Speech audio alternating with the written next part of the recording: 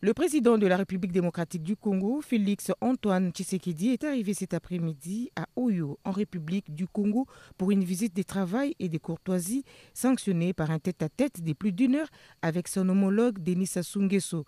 Présent à l'aéroport d'Olombo pour l'accueillir, le Premier ministre Konine Makosso, accompagné des membres du gouvernement. Tout protocole respecté, son véhicule les conduira à sa résidence occasionnelle au site de Ngolodoa pour son court séjour. Après un repos d'un quart d'heure, son premier visiteur est déjà là. Bienvenue chez moi, président. Tu es vraiment itinérant. Comme bien ce que ça fait à moi, mais tu es itinérant. C'était pour venir te voir. Ça va? Ils vont s'entretenir pendant près de 45 minutes, mais rien ne filtre de ces tête-à-tête. Il va convier ensuite son hôte au déjeuner en raison de la commémoration de la mort de Mama Mouebara, mère biologique de son homologue. C'est certainement pendant ces cocktails que les deux présidents ont évoqué les questions liées à leur relation et même celles qui divisent. Il n'est un secret pour personne que ces derniers temps, la sous-région assiste à un rapprochement et à un réchauffement de relations entre la République du Congo et le Rwanda, sanctionnés par des accords économiques. Les Congolais de l'autre rive veulent savoir quel intérêt la République du Congo a de coopérer avec un pays qui agresse son voisin, la RDC, et pille ses richesses. On suppose que Félix Antoine Tshisekedi a eu des réponses. C'est en début de soirée que le chef de l'État du Congo-Kinshasa a quitté la ville de Oyo, située dans le département de la Cuvette, à 400 km de Brazzaville.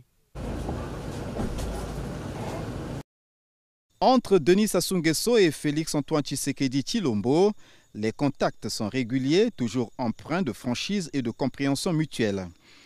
La dernière rencontre à Oyo entre le président congolais et celui de la République démocratique du Congo remonte au 5 février 2023.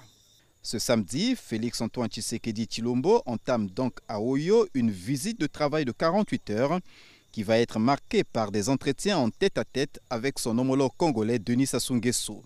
À cette occasion, les grands centres d'intérêt ne pourraient pas manquer. En effet, la République démocratique du Congo est toujours en proie à l'instabilité dans sa partie est.